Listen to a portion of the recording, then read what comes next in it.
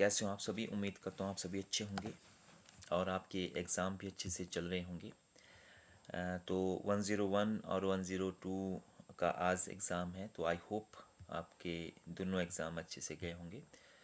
आज हम बात करने वाले हैं 103 एस्पेक्ट्स ऑफ मिडिवल सोसाइटी। 103 का ये आपका कोर्स कोड है।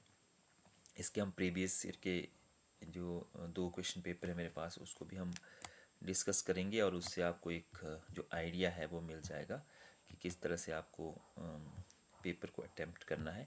और इसके साथ साथ यूनिट वाइज हम इम्पॉर्टेंट टॉपिक्स भी जो है वो डिस्कस करने वाले हैं। तो इसमें भी कुल मिलाकर आपके 4 यूनिट रहते हैं, तो आप यूनिट वाइज जो है वो टॉपिक सिलेक्ट कर सकते हैं। तो इसमें थोड़ा वर्ल्ड हिस्ट्री का आपका रहता है, खासकर जो आपका मिडिल ईस्ट है, मध्य एशिया के मेनली आपके इसमें टॉपिक रहेंगे।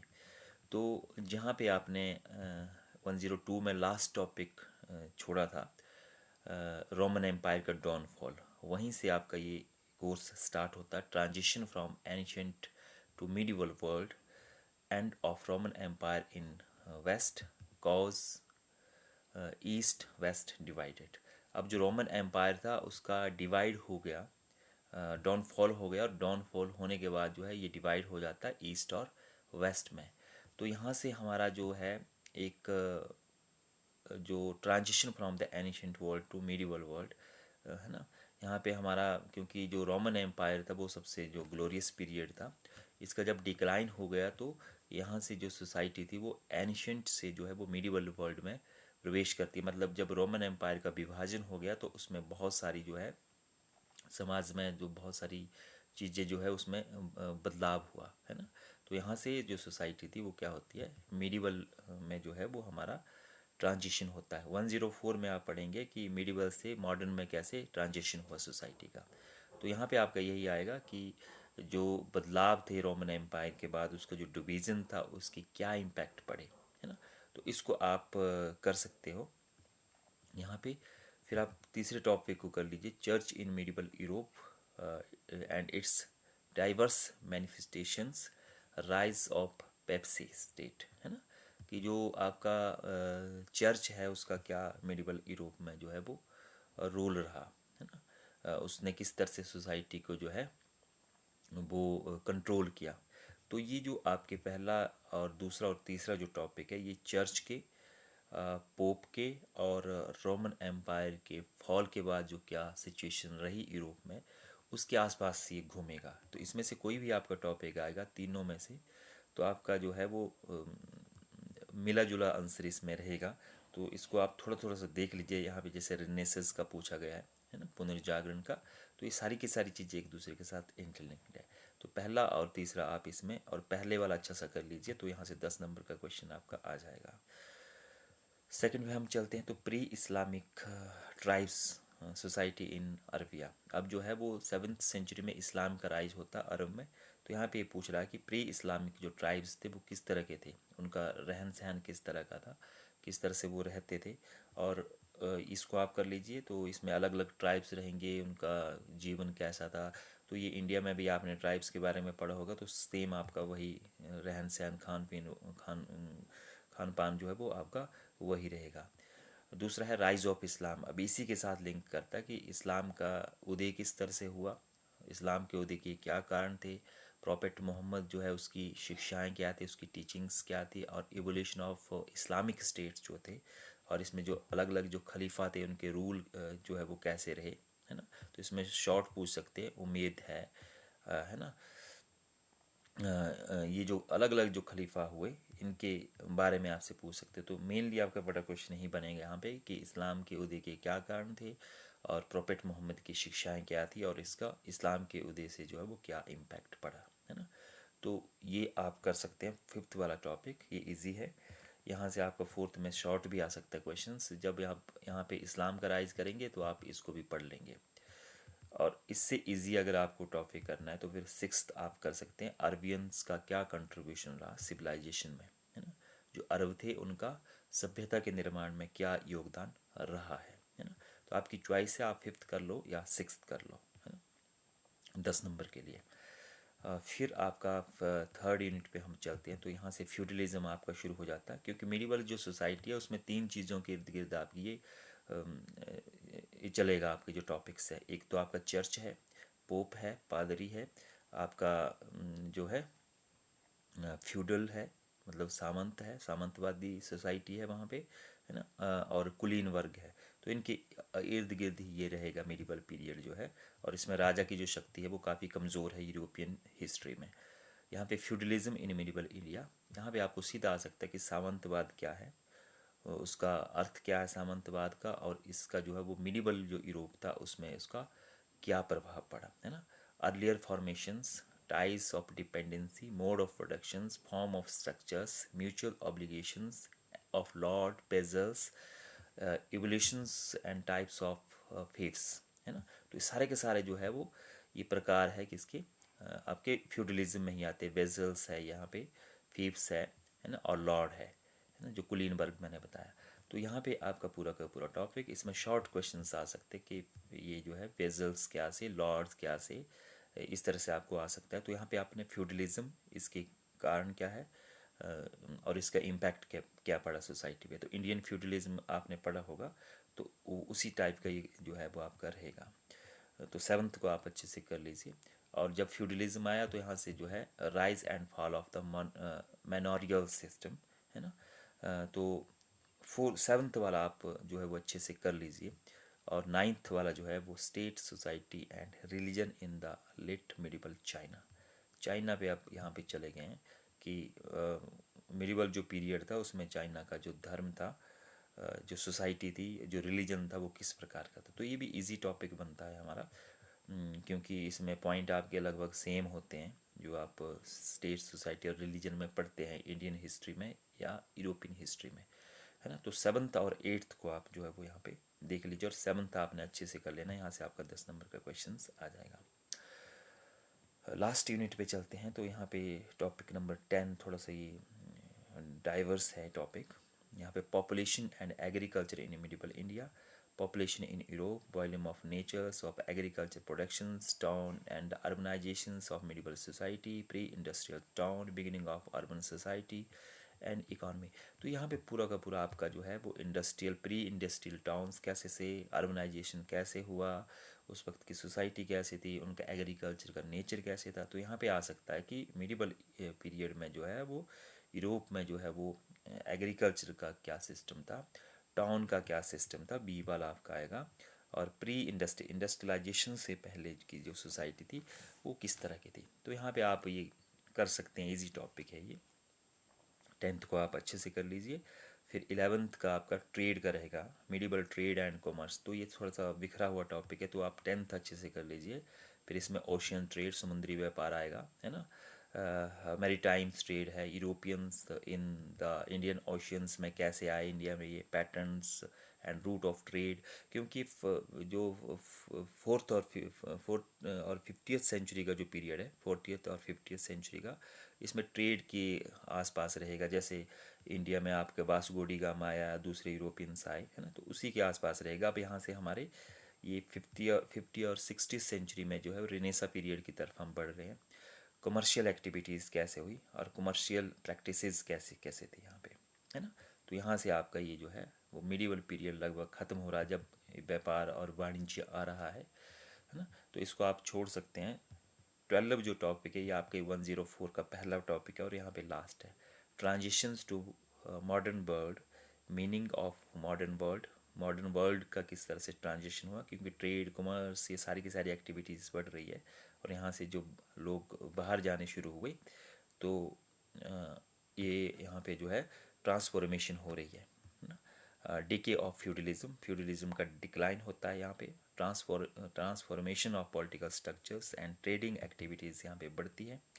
इकोनॉमिक एंड कल्चरल ट्रांसफॉर्मेशन हुआ, और new method of warfare, warfare का जो सिस्टम था वो भी चेंजेस हुआ।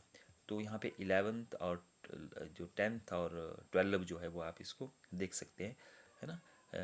मॉडर्नाइजेशंस का प्रोसेस कैसे स्टार्ट हुआ।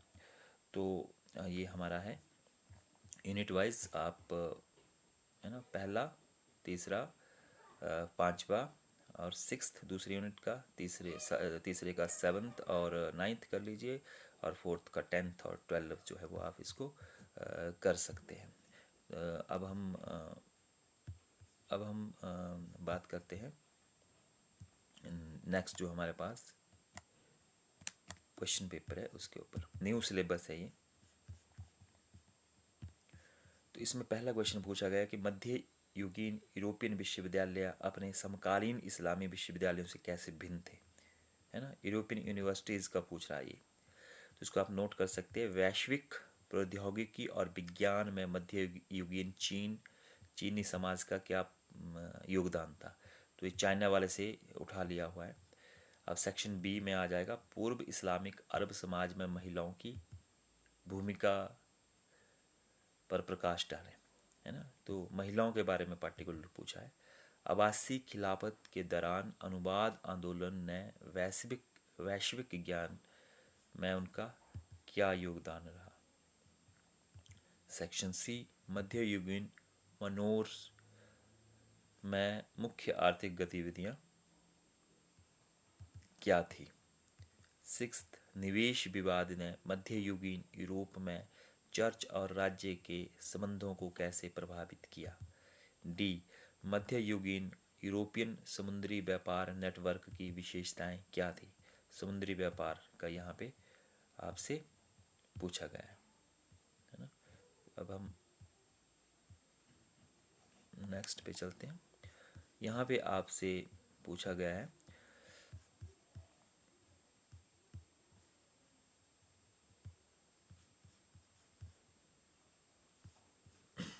ये है हमारा 8th टॉपिक। ब्लैक डेथ ने मध्ययुगीन यूरोप की सामाजिक और आर्थिक संरचना को कैसे बदल दिया। थोड़ा सा आपको लग रहा होगा कि थोड़े से अलग से टॉपिक आपके यहाँ पे आ रहे हैं। 9th है, निम्नलिखित में से कोई 6 क्वेश्चन आपको यहाँ पे करने हैं। एक है, मध्ययुगीन यूरोपीय राजनीति और संस्कृति का बीजान्टिन साम्राज्य के प्रभाव का विश्लेषण कीजिए।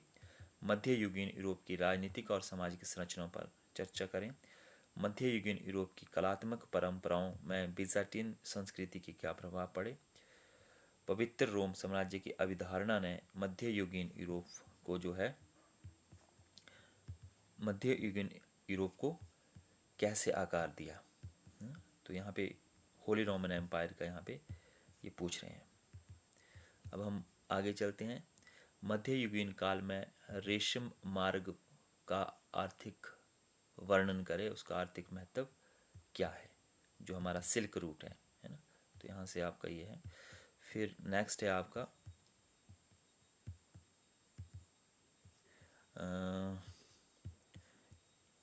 यूरोप और जापान की सामंती प्रणालियों के बीच मुख्य अंतर क्या थे, है ना। यूरोप और जापान का पूछ लिया गया है। मध्ययुगीन यूरोपियन लोगों के धार्मिक और सामाजिक जीवन की में तीर्थ यात्रा की भूमिका पर चर्चा कीजिए, जो पिलग्रिम्स है। यहाँ पे पूछा गया, मध्ययुगीन साहित्य ने अपने समय के मूल्यों और जो वैल्यूज़ थी, मूल्य और चिंताओं को कैसे प्रतिबिंबित किया। नेक्स्ट हमारा है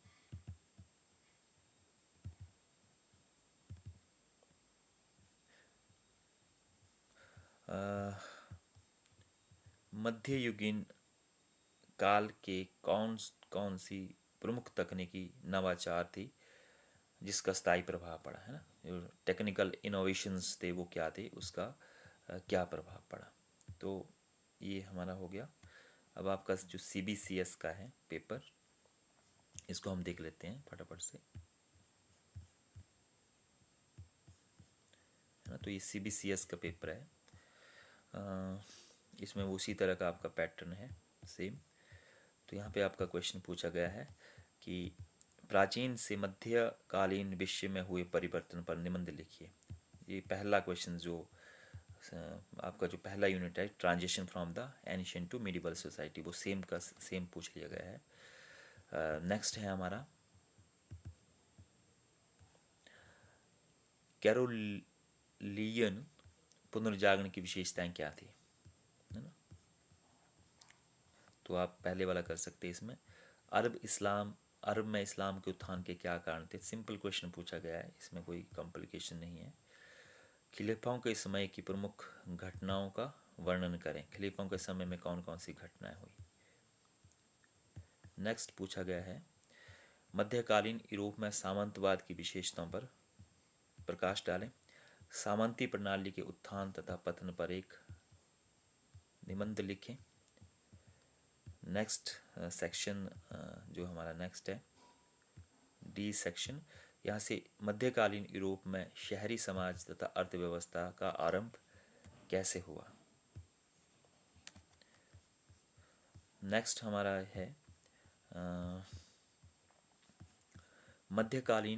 मध्यकाल में आधुनिक विश्व में हुए परिवर्तन पर एक निबंध लिखें, है ना।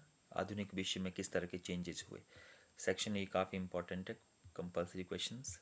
यहाँ पे आपका जो है वो कुछ जो क्वेश्चंस हैं, रोम में दास प्रथा क्या थी, मध्यकालीन चर्च का यहाँ पे पूछा गया है।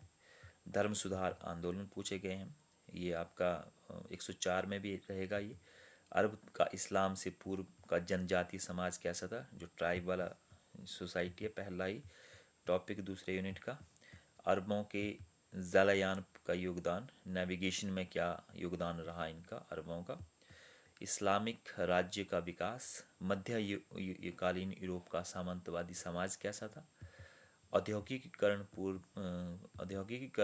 से पहले जो है वो कस्बे टाउन कैसे थे, प्री इंडस्ट्रियल टाउन। और यहाँ पे नेक्स्ट जो है वो है वाणिज्यिक प्रथाओं के केंद्र, सेंटर ऑफ कमर्शियल प्रैक्टिसेस। और explain the term of modern world, आधुनिक विश्व की व्याख्या करें। 104 का आपका पहला टॉपिक है, वो यहाँ पे आपसे पूछ लिया गया है। तो इस तरह से आप इन 20 क्वेश्चंस को नोट कर लीजिए। इसमें से आपका जो है वो कम से कम 3 या 4 क्वेश्चंस बड़े जो है वो रिपीट हो जाएंगे, और शॉर्ट में भी आपके जो है वो क्वेश्चंस बहुत सारे रिपीट हो जाएंगे। तो आई होप इससे आपको हेल्प मिलेगी। आपका कोई क्वेरी, कोई क्वेश्चन हो तो आप मुझे कमेंट्स में लिख सकते हैं। Thank you so much.